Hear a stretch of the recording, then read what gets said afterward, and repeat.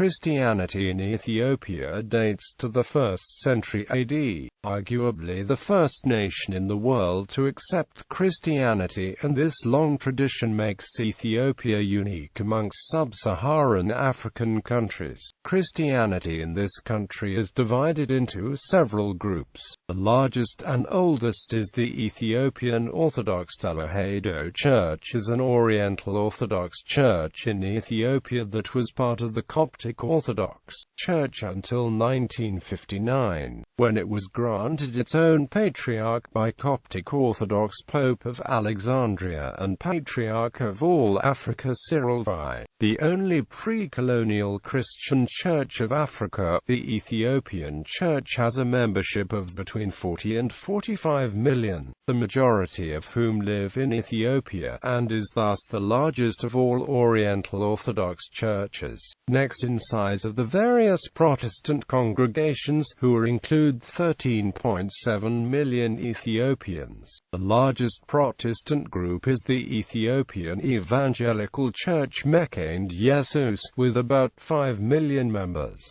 Roman Catholicism has been present in Ethiopia since the 16th century, and numbers 536,827 believers. In total, Christians make up about 60% of the total population of the country, according to a breakdown of the figures from an Information About the United States. A 2015 study estimates 400,000 people of Orthodox Christianity faith live in United States.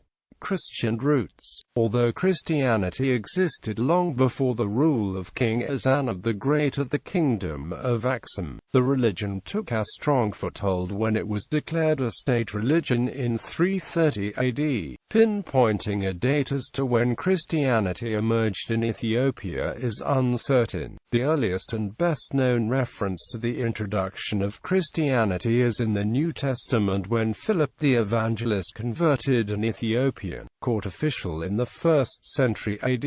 Scholars, however, argue that Ethiopian was a common term used for black Africans, and that the Queen Candace served by this official actually ruled in nearby Nubia. The word Candace may also refer to the position of queen rather than to a specific person. Judaism was practiced in Ethiopia long before Christianity arrived, and the Ethiopian Orthodox Bible contains numerous Jewish Aramaic words. The Old Testament in Ethiopia may be a translation of the Hebrew with possible assistance from Jews. According to church historian Nicephorus, the Apostle Street, Matthew later preached the Christian gospel to modern-day Ethiopia after having preached in Judea. Rufinus of Tyre, a noted church historian, recorded a personal account, as did other church historians such as Socrates and Sosimius.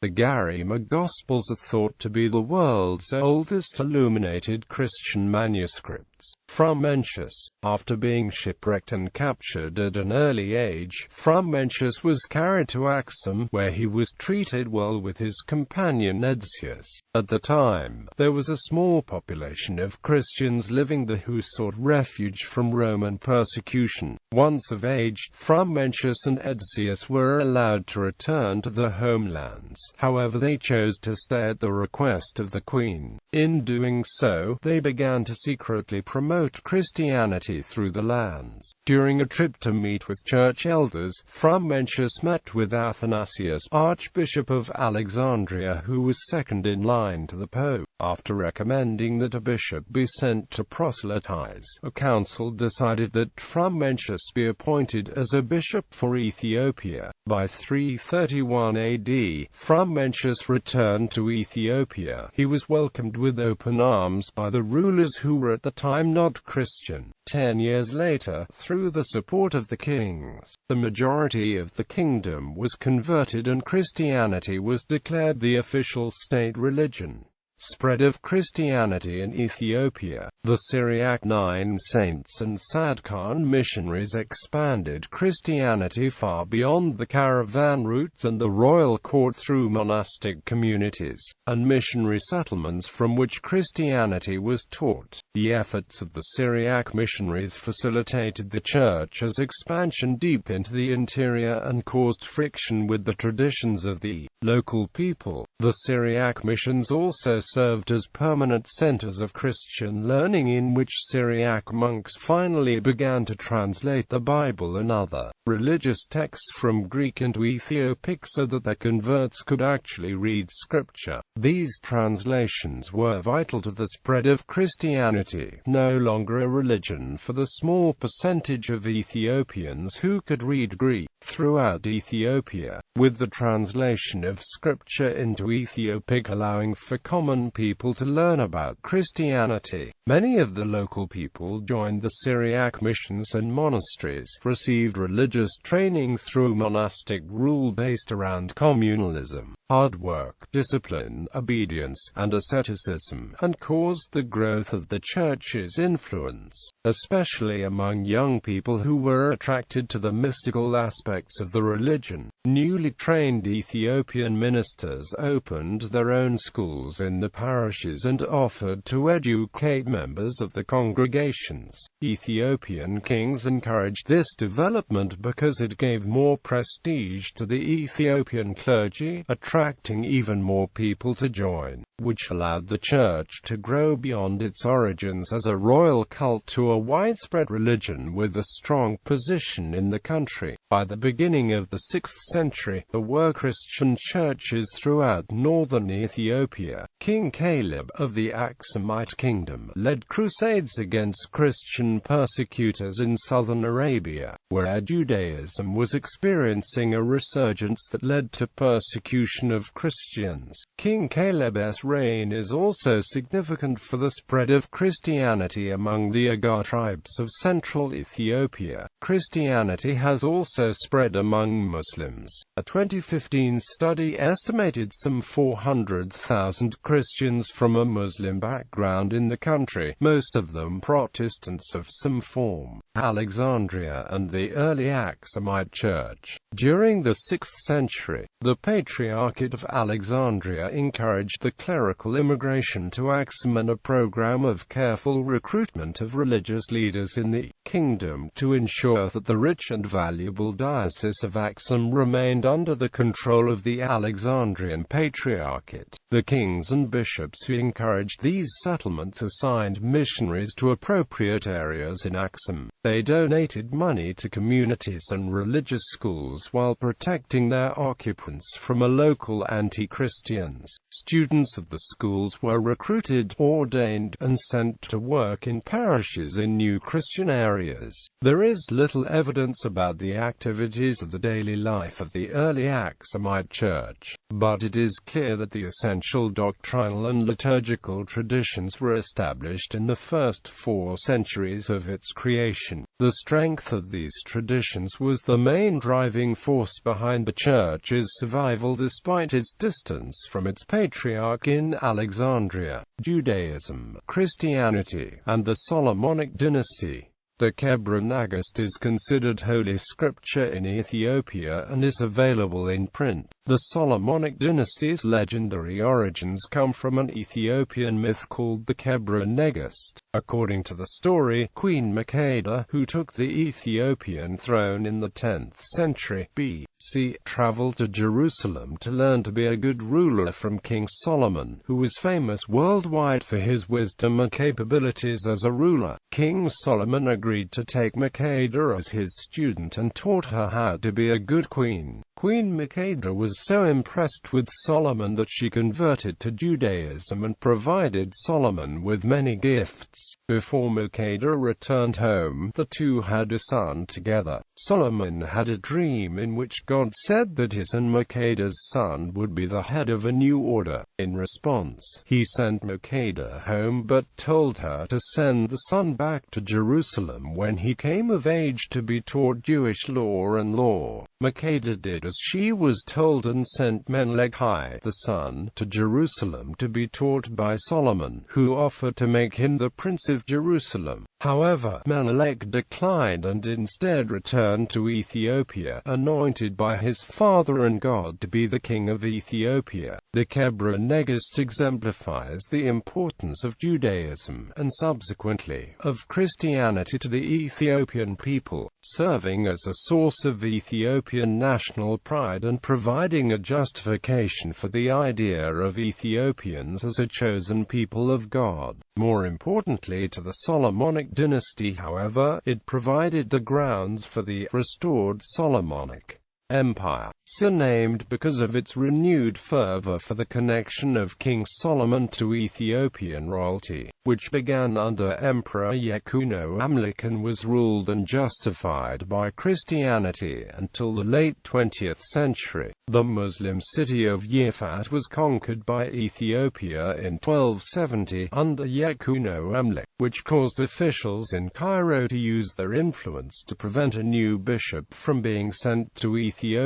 This action crippled the Ethiopian church as well as the power of the emperor. By the time that Amd-Asian took the throne in 1314, Sabradin of Yefat led a united Muslim front made up of people angered by Christian rule, destroying churches in Ethiopia and forcing Christians to convert to Islam. Sian responded with a savage attack that resulted in the defeat of Yefat. Furthermore, Sian's victory caused the frontier of Christian power in Africa to expand past the Awash Valley. The Yafit defeat allowed Alexandria to send Abuna Jacob to Ethiopia in 1337 to be its metropolitan. Jacob reinvigorated the Ethiopian church, which had been without a leader for almost 70 years, by ordaining new clergy and consecrating long-standing churches that had been built during the power void. Furthermore, Jacob deployed a corps of monks into the newly obtained lands.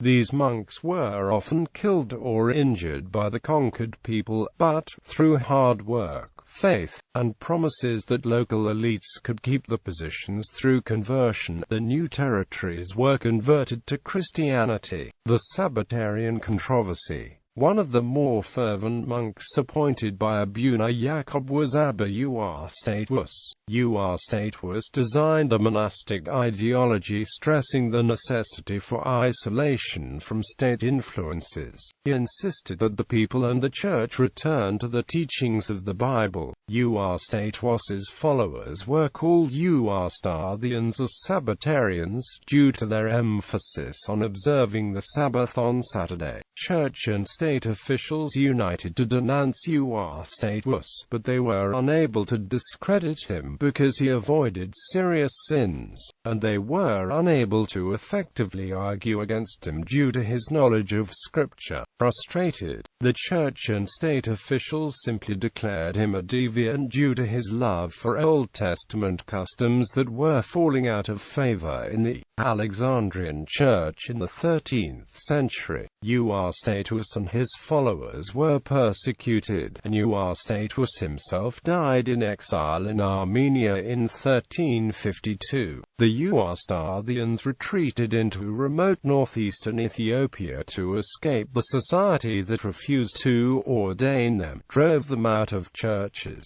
fired them from official positions, drove them out of the court, and in some cases, drove them out of towns completely. Over time, however, the religious zeal of the Sabbatarians resulted in missionary activities that successfully converted adjacent non-Christian communities and, within a few generations, Eustathian monasteries and communities spread throughout the Eritrean highlands. The spread of Eustathianism alarmed the Ethiopian establishment, who still considered them to be dangerous due to the refusal to follow state authorities. In response, in 1400, Emperor Dewitt I invited the Sabbatarians to come to court and participate in a debate. Abba Philippos led the Euasthathian delegation, which argued the case with passion, refusing to repudiate the Sabbath, until the Ethiopian bishop ordered that the delegation be arrested. The goal of the arrests was to kill Euasthathianism by removing its leaders, but its localized nature allowed it to survive, and, as a result, the arrest of the Euasthathians only led to a rift in the Ethiopian church, between the ruling class's traditional Christianity and what was becoming a large movement of Euasthathian Christians. Emperor Dewitt realized that jailing the Sabbatarians was a mistake and ordered the release in 1403 to celebrate a Christian victory over Muslims. Dewitt decreed that the Sabbatarians would be allowed to observe the Sabbath on Saturday and return to the normal activities, but he also decreed that Sunday would be observed as the only Sabbath at court. After Dewitt's proclamation, Eustathianism enjoyed impressive growth. This growth was noticed by Dewitt's successor, Emperor Zara Yaqub, who realized that the energy of the Sabbatarians could be useful in reinvigorating the church and promoting national unity. The church, when Yaqub took the throne, was impressively widespread, but the consequence of so many different peoples being part of the same church was that there were often many different messages spread throughout the empire, as the clergy was split between followers of Alexandria and Eustathians, who refused to follow the hierarchy of Alexandria. Emperor Yaqub called for a compromise in 1436, meeting with two bishops, Michael and Gabriel, sent by the See of St. Mark. Jacob convinced the bishops that if Alexandria agreed to accept the Eustathian view of the Sabbath, then the Eustathians would agree to recognize Alexandrian authority. Next, Jacob traveled to Axum for his coronation, remaining there until 1439 and reconciling with the Sabbatarians, who agreed to pay feudal dues to the emperor. In 1450, the conflict officially came to an end, as Michael and Gabriel agreed to recognize the Sabbatarians' observance of the Sabbath, and the Sabbatarians agreed to adopt the sacrament of holy orders,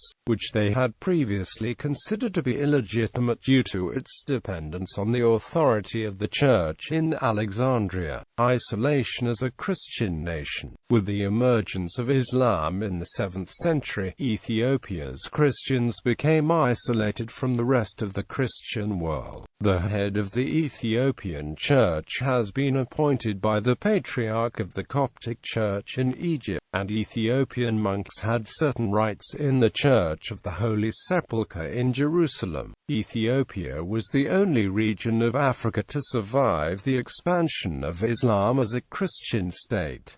Jesuit missionaries. In 1441, some Ethiopian monks traveled from Jerusalem to attend the council in Florence which discussed possible union between the Roman Catholic and Greek Orthodox churches. The arrival of the Christian monks caused something of a sensation. It began 2 centuries of contact in which there were hopes to bring the Ethiopians into the Catholic fold associated with the Coptic Church of Egypt. In 1554, Jesuits arrived in Ethiopia to be joined in 1603 by Pedro Pius, a Spanish missionary of such energy and zeal that he has been called the second apostle of Ethiopia. The Jesuits were expelled in 1633, which was then followed by 2 centuries of more isolation until the second half of the 19th century.